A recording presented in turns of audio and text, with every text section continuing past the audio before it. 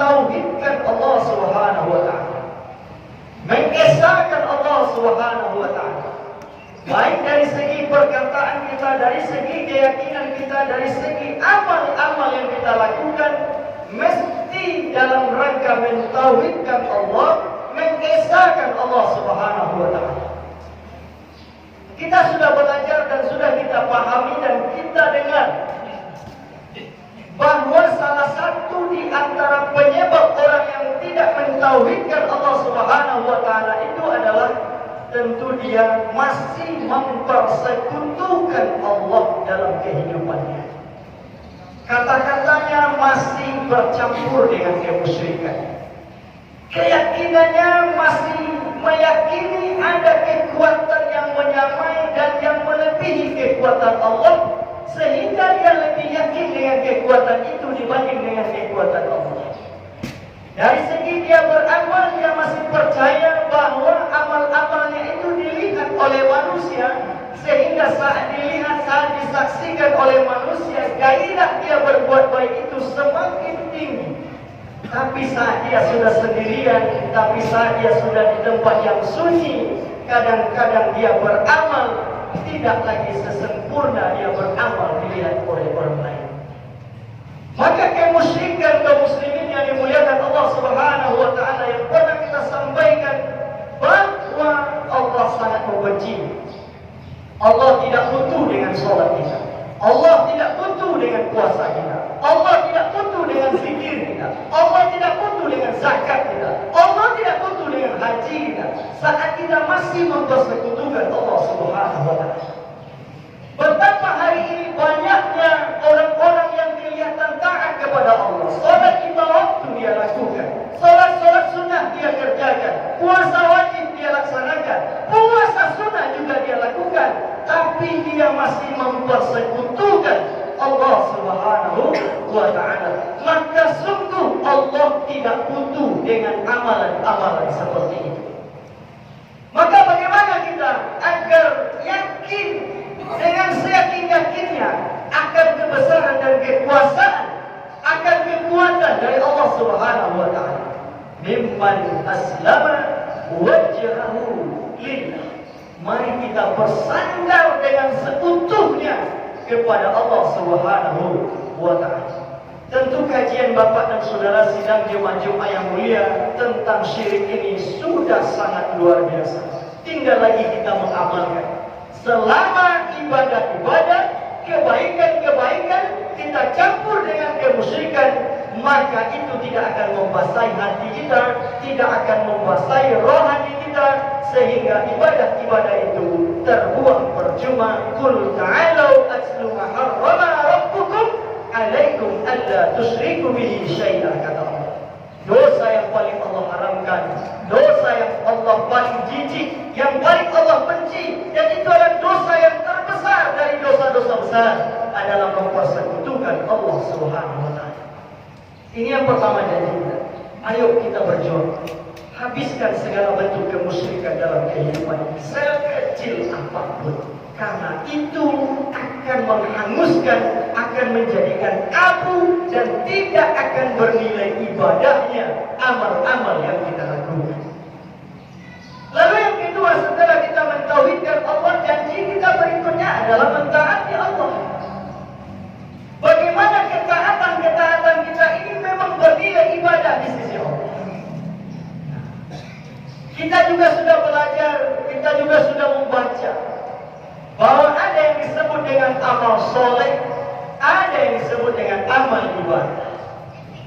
Beramal soleh tidak hanya manusia yang bisa, hewan pun bisa beramal soleh. Apa itu amal soleh? Amal soleh itu kerja yang baik-baik. Seekor ayam melindungi anak-anaknya dari serangan musuh, dari serangan binatang buas. Dia lindungi anak-anaknya, dia beramal soleh. Bahkan ada hari ini hewan-hewan yang bisa membantu manusia dalam pekerjaan, dia beramal soleh. Tapi amal soleh hewan ini tidak bernilai ibadah di sisi Allah Subhanahu wa taala. Orang kafir, orang-orang musyrik, orang-orang munafik juga melakukan amal-amal soleh. Tapi apa bedanya orang beriman beramal soleh dengan mereka? Amal soleh orang-orang Sebab kenapa? Karena kita hadir di muka bumi Allah ini, tujuan Allah menciptakan kita bukan beramal soleh. Beramal soleh itu adalah jembatan. Beramal soleh itu adalah fasilitas, sarana bagi kita. Tapi tujuan Allah menciptakan kita adalah untuk beribadah. Kita sudah hafal ayat. Tidaklah aku ciptakan jin dan manusia kecuali hanya untuk beribadah. Jadi tujuan kita sesungguhnya adalah untuk beribadah. Kita ingin sekecil apapun kebaikan yang kita lakukan bernilai ibadah di sisi Allah. Karena itulah tujuan kita diciptakan. Saat tujuan ini tidak terpenuhi oleh kita, maka kita tidak berguna lagi bagi Allah. Contoh sederhana. Untuk apa orang membuat lampu ini? Lampu ini gunanya adalah saat datang yang gelap, lalu kita hidupkan dia bisa menerangi. Tapi saat lampu ini datang kegelapan, lalu kita hidupkan, dia tidak bisa nyala, tidak bisa menerangi, maka tujuan pembuatan lampu ini gagal. Maka lampu ini akan jadi sampah. Seseorang membeli gerobak, dia ingin gerobak itu dipergunakan untuk mengangkut sampah, tapi gerobak itu tidak bisa digunakan untuk mengangkut sampah, maka gerobak itu pun akan jadi sampah. Maka saat seorang manusia diciptakan oleh Allah adalah untuk beribadah, lalu dia tidak bisa memenuhi semua itu, maka dia sesungguhnya tak berguna lagi bagi Allah Subhanahu wa Ta'ala. Dia sudah dianggap sampah neraka oleh Allah Subhanahu wa Ta'ala. Sidang jemaah-jemaah yang dimuliakan Allah, maka tugas kita proseslah amal-amal soleh kita bernilai ibadah. Bagaimana caranya? Cara yang pertama tadi adalah yang paling utama, jangan persekutukan Allah dalam beramal. Karena mempersekutukan Allah, amal soleh tidak akan bernilai ibadah. Nah, inilah orang yang dilaknat pertama oleh Allah, orang yang mengingkari janji-janjinya dengan Allah Subhanahu wa Ta'ala. Yang kedua kata Allah Subhanahu wa Ta'ala dalam ayat ini yang akan dilaknat oleh Allah adalah wa yaqta'una ma amara Allah bihi an yusall. Yaitunya orang-orang yang dia memutuskan apa yang diperintahkan oleh Allah untuk menyambungkannya. Nah, kita juga sudah sering mengaji, membaca, mendengar. Nah, ini para mufassir sepakat ini adalah memutuskan hablum minan nas, ukhuwah di antara kita, persaudaraan di antara kita, silaturahmi di antara kita. Sangat menyedihkan hari ini umat Islam, Bapak dan Saudara yang dimuliakan Allah. Mudah sekali kita diadu domba. Mudah sekali kita memutuskan hablum minan nas.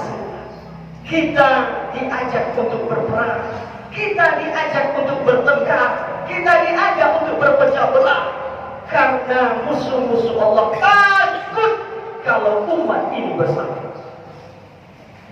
Kadang-kadang perbedaan-perbedaan kita sikapi dengan kepala panas.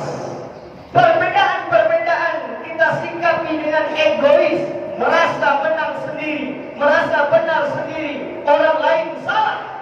Kita kadang-kadang tidak mau mendengar apa yang disampaikan oleh orang lain. Kita menyangka kita lah yang paling benar. Ini sebenarnya watak iblis. Orang yang tidak mau mendengar kebenaran, merasa benar sendiri, lalu muncul rasa sombong, angkuh, merasa lebih punya ilmu, merasa lebih taat, merasa lebih cerdas, merasa lebih pintar, merasa lebih berhak masuk surga. Ini sikap dan mental iblis. Maka sesungguhnya kaum muslimin yang dimuliakan Allah, sudah saatnya kita tidak perlu lagi berpecah dengan persoalan-persoalan kecil ini. Karena Allah Subhanahu wa Ta'ala akan putuskan sayangnya kepada orang-orang semacam ini. Kita tahu bahwa sesungguhnya rahmat Allah itu ada dua. Ada rahmat Allah itu dua. Yang pertama, rahmat Allah itu disebut dengan rahmat. Yang kedua disebut dengan rahim. Rahmat itu artinya adalah kasihnya Allah. Kasihnya Allah memang tidak pilih kasih. Siapa saja dikasih oleh Allah. Tidak hanya manusia, termasuk hewan dan tumbuhan, makhluk Allah dikasih. Tapi yang paling banyak menerima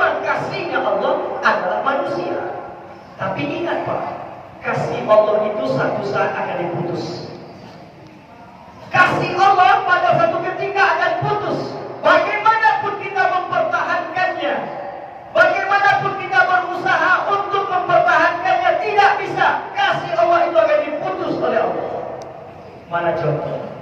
Kita dikasih hidup di dunia. Ini kasih Allah. Pemberian Allah hidup di dunia.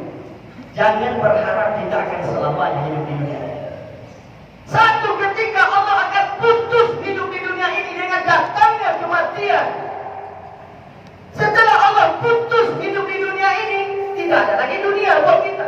Kita akan pindah ke alam barzah. Sungguh di alam barzah itu kita tidak butuh kasihnya Allah. Yang kita butuhkan adalah sayangnya Allah. Kita dikasih masa muda. Jangan berharap kita muda terus. Allah akan putus setelah datang masa tua kita. Bagaimanapun kita mempertahankannya, muda itu akan berlalu, akan datang masa tua kita. Walaupun kadang-kadang kita sudah tua, tidak sadar dengan tua kita ingin juga merasa muda. Kalau semangat beribadahnya, semangat jihadnya, semangat kebaikannya, silakan. Tapi kalau semangat negatif yang muncul dalam diri kita yang sudah tua, tapi semangat negatif mudanya masih ada, ini keterlaluan. Pernah Khatib sampaikan di mimbar, ada orang yang berumur 50, umur 60, kepalanya masih hitam, rambutnya masih hitam. Kita pasti katakan, ini tidak asli lagi, sudah dicat, sudah diwarnai. Siapa yang mau kita bohong? Kenapa kita cat rambut kita? Malu kita dengan uban-uban kita. Boleh kita mewarnai rambut kata Rasulullah kita, tapi tidak boleh warna hitam, Pak. Dilaknat oleh Allah Subhanahu wa taala manusia-manusia yang mewarnai rambutnya dengan warna hitam. Ingin berwarna juga? Silakan, tapi jangan warna hitam. Warnailah dengan yang halal.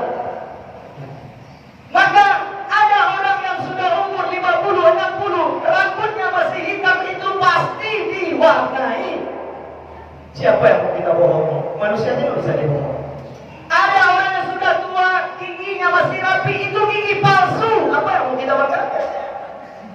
Tidak ada yang kita banggakan. Itu rahmatnya Allah.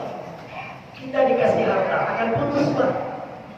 Kalau tidak Allah yang memutuskan di dunia ini, kita yang meninggalkan.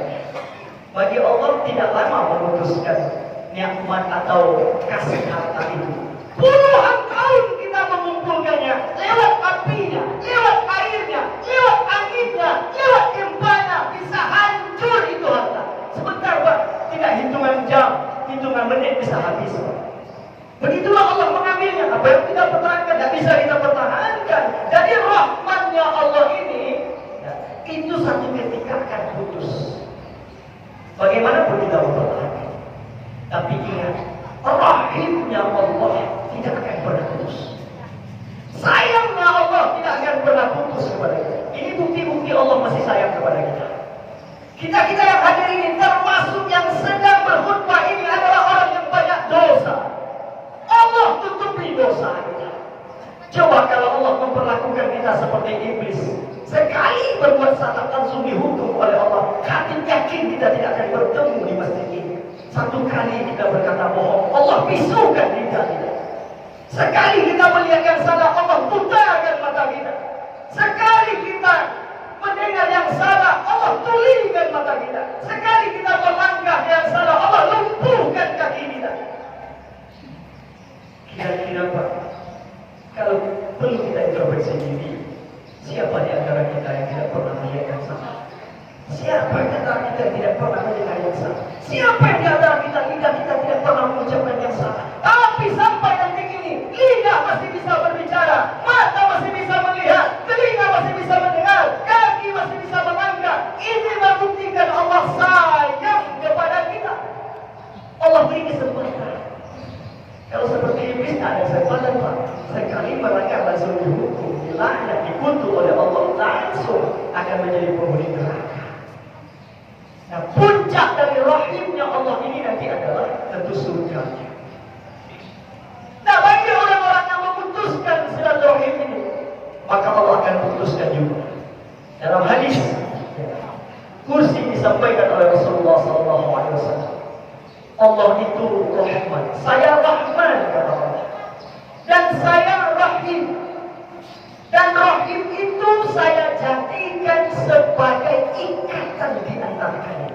Nama saya, kata Allah, saya jadikan untuk jadi ikatan di antara kalian. Rahim, silaturahim.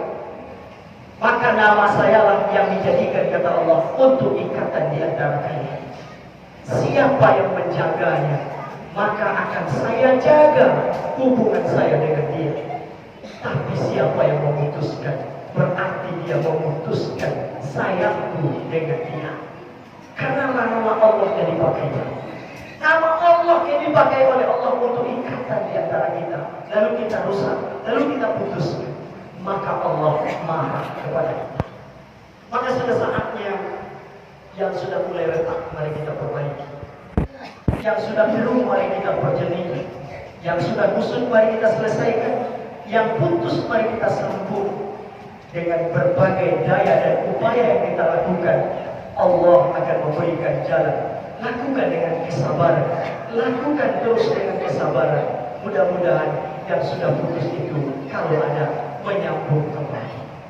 Sidang jemaah-jemaah yang dimuliakan Allah. Lalu yang ketiga, kata Allah, orang yang akan dilaknat itu adalah wa yufsiduna fil ardh. Orang-orang yang membuat kerusakan di muka bumi Allah. Apakah kerusakan alam ini yang mengakibatkan orang lain terzalim? Kerusakan alam ini yang membuat orang lain teraniaya. Banyak orang-orang yang tidak berpikir, membuat kerusakan untuk meraup keuntungan pribadinya, lalu dia zalimi orang lain. Maka pernah hadis sampaikan di mimbar yang mulia ini, sebagai seorang muslim yang beriman, kita harus memahami bahwa hak-hak kita dibatasi oleh hak orang lain. Apa artinya? Kalau kita memenuhi hak kita, jangan ganggu hak orang lain. Saat kita memenuhi hak kita lalu terganggu hak orang lain oleh kita, berarti kita zalim. Apa contoh? Pernah hadir sampaikan juga dalam kajian. Bapak dan saudara kita punya rumah, lalu rumah kita itu ada musik. Itu kan hak bapak. Hak saudara memutar musik itu di rumah. Ya silakan. Karena yang membeli kita, yang punya kita, yang punya rumah kita juga. Tapi saat bunyinya sudah keterlaluan masuk ke dalam rumah orang, mungkin saja orang itu sakit, orang tuanya sakit, anaknya kecil dan yang lain-lain, dia sudah merasa terganggu dalam batas waktu yang tidak wajar. Berarti kita melanggar hak orang lain hanya untuk memenuhi hak kita, berarti kita zalim. Allah marah. Bersyukur dulu, pernah juga saya sampaikan di mimbar ini. Di Payakumbuh dulu ada aturan. Saya tidak tahu juga apakah ini edaran, apakah ini sudah jadi perda berlaku, saya tahu juga. Tapi mungkin baru edar bahwa orang-orang yang melakukan malam hiburan saat syukuran, anak kemenakan mereka, batas waktunya dibatasi. Supaya apa? Supaya orang lain tidak terganggu. Tapi apakah sampai hari ini masih berjalan? Allahu a'lam bishawab. Sebenarnya itu adalah aturan yang mendukung supaya hak orang lain tidak terganggu saat kita memenuhi hak-hak kita. Maka Allah Subhanahu wa taala tutup ayat ini. Ulaika lahumul la'natu wa lahum su'ud dar. Mereka itulah yang mengingkari janji dengan Allah, yang memutuskan yang Allah suruh sambung, lalu yang membuat kerusakan di muka bumi. Mereka itu akan dilaknat oleh Allah Subhanahu wa taala, wa hum su'ud dar, dan mereka akan ditempatkan di tempat yang paling hina nanti di akhir. Mudah-mudahan Allah berikan kita kekuatan untuk menghindari musibah ini, sehingga kita selalu mendapatkan curahan rahim dari Allah Subhanahu wa taala. Ya Allah, ya Allah,